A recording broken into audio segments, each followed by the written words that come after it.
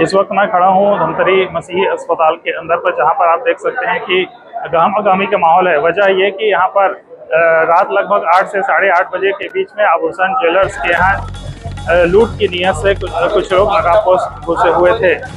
मैं आपको बताना चाहूँगा यहाँ पर कि ज्वेलरी दुकान बरड़िया आभूषण ज्वेलरी दुकान है, वेयर हाउस के ठीक सामने नेशनल हाईवे के किनारे में। वहाँ पर दो नकाबपोश अचानक घुसे और शटर बंद कर दिया। इसके बाद यहाँ पर बताया गया कि हौरलाल जी जो बरड़िया हैं, उनके सिर पर पिस्टल के बट से वार किया गया। वो जब लहूलुहान हुए, उन्होंने जब आवाज़ दी, उसके बाद उनकी बेटी नैना बरड़िया वहाँ पर दौड़ते हुए उस पर जो है गोली चलाया गया, जिनके पैर में गोली लगी है। इस वक्त यहाँ पर देख सकते हैं कि कितनी भीड़ है। यहाँ पर सराफा एसोसिएशन के पदाधिकारी, जैन समाज के लोग के साथ साथ बड़ी संख्या में व्यापारी भी यहाँ पर पहुँच गए। लोगों में आक्रोश है कि मुश्किल से 8 से 8:30 बजे है और नकाबपोश कैसे यहाँ पर घुस गए और ये इस घटना को अंजाम दिया है।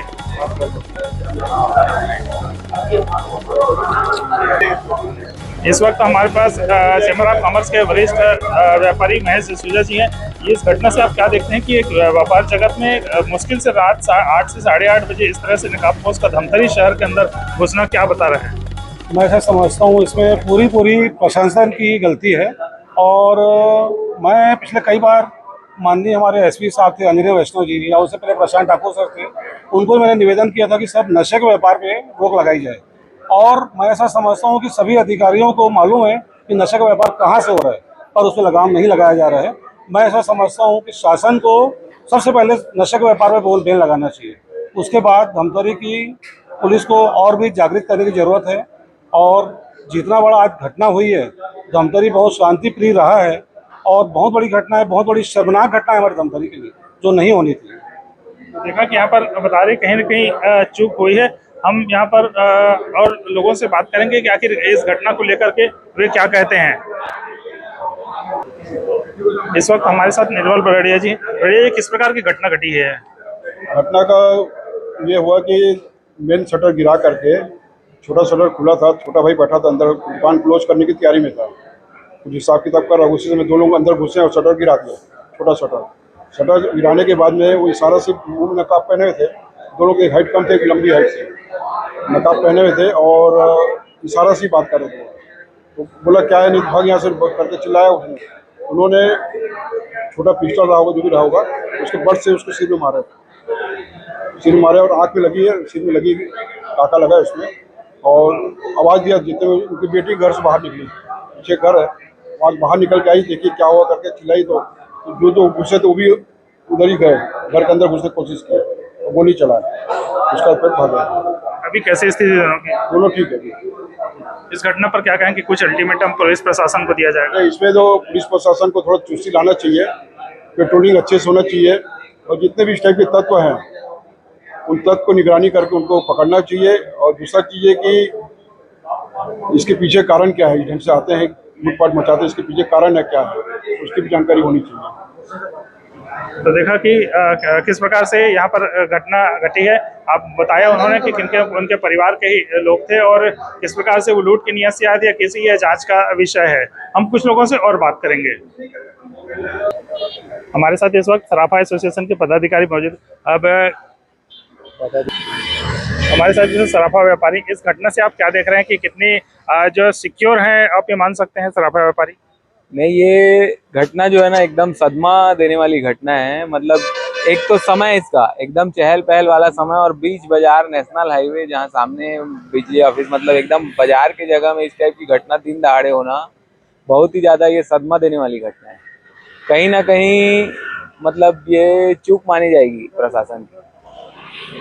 देखा कि लगातार लोगों का ये कहना है कि चहल पहल का समय था, आज से 8:30 बमुश्किल समय हुआ था और इस प्रकार की घटना यहाँ पर लोगों को सदमे में डाल रहा है कि इस प्रकार की घटना की पुनरावृत्ति न हो, ये लोग कह रहे हैं।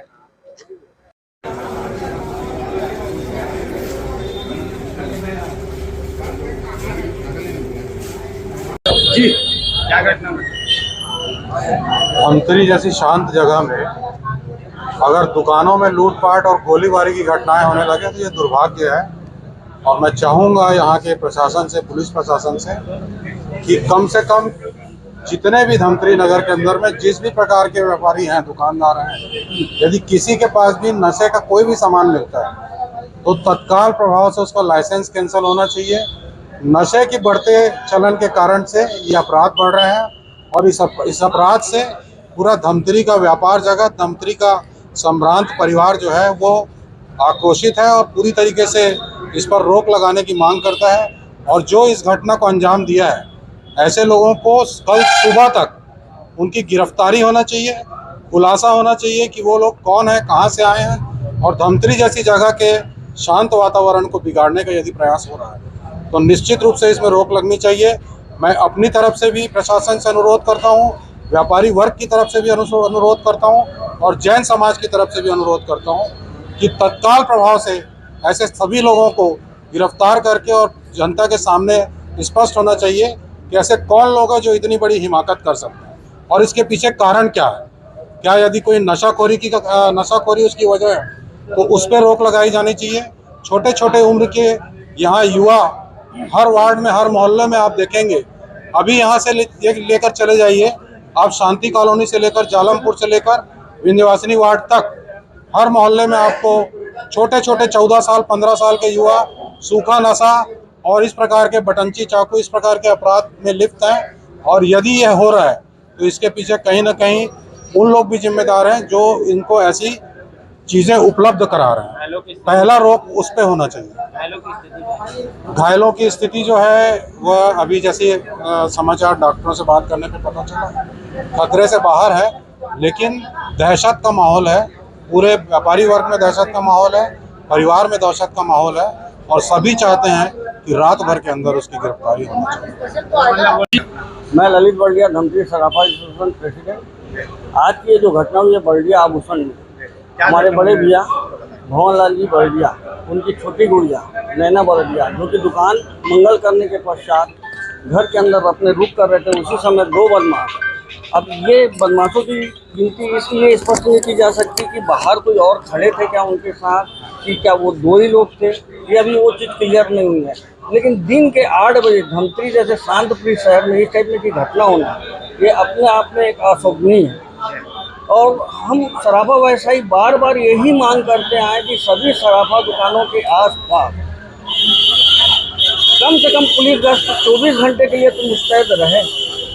और ये कभी हमारी बात को नहीं सुना गया। अगर आने वाले 24 घंटे के अंदर में अगर ये अपराधी नहीं पकड़ाते तो कहीं ना कहीं हम एक कड़ा रुख अपनाएंगे और अपनी अपनी प्रतिष्ठान हो सकता है कि जब तक ये अपराधी नहीं पकड़ा जाए हम बंद रखेंगे।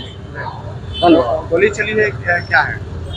अब ऐसा है कि आए तो उन लोग गोली लेकर के थे, जहाँ तक कि मेरे को जो जानकारी लगी है, लेकिन बड़े वाले भैया को ना बंदूक के पीछे की जो बट से सिर में मारा गया है, जिससे उनका सर फटा है। मौका को देखने के बाद तो ऐसा लगता है जानो मानो जैसे कोई मर्डर ही हो गया, इतना खून लहूलुहान वहाँ पर स्थिति पड़ी हुई है। कितने लोग थे पता चला?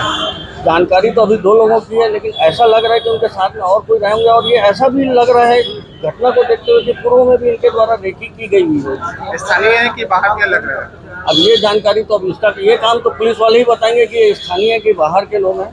पर कहीं ना कहीं जैसे कि अभी पूर्व में कविंद्र भैया बोले कि सूखा नशा, ये सूखा नशा वाकई धमतरी में बहुत हावी हो गया। इस वक्त हमारे साथ सराफा एसोसिएशन के अध्यक्ष ललित बर्डिया जी हैं। बर्डिया जी, अब इस घटना के बाद आगे का क्या रुख होगा आप लोगों का?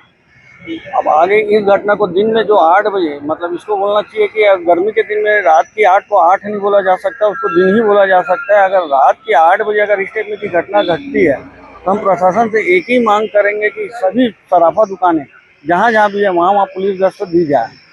और आज की ये जो घटना है ये कहीं ना कहीं पूरे शहर को झकझोर करके रख दी है। इस संबंध में ज्ञापन दिया जाएगा। इस संबंध में अभी एसपी साहब से मैं अभी तुरंत सामने वो मौका वारदात पे मिला, वहाँ पे मैं उनसे अभी मेरी बात हुई। वो बोले हमको कम से कम 12 से 24 घंटा का मोहलत दो। जहाँ तक कि ऐसा लगता है कि स्थानीय लड़के नहीं, फिर भी हम अपने तरफ से पूरी कोशिश कर रहे हैं और जहाँ तक 24 घंटे के अंदर हम इनके ऊपर कार्रवाई करके इनको पकड़ लिया जाएगा। तो देखा कि इन्होंने कहा कि इनसे जब पुलिस अधीक्षक से बात हुई तो इनको आश्वस्त किया गया है कि 12 से 24 घंटे के अंदर आरोपियों को पकड़ा भी जा सकता है और ये सुरक्षा की भी मांग कर रहे हैं। बहरहाल इस घटना से लोगों को झकझोर दिया है कि इस गर्मी के दिन में 8 बजे इस प्रकार की घटना धमतरी के लिए एक बड़ी घटना कही जा सकती है। हालांकि लूट यहाँ पर नहीं हुई, क्या लूट की नियत से आया था या कि किसी कोई और इरादे से, यह अभी स्पष्ट नहीं हो पाया है। अपने सहयोगी आशीष भंडारी के साथ मैं भूपेन साहू।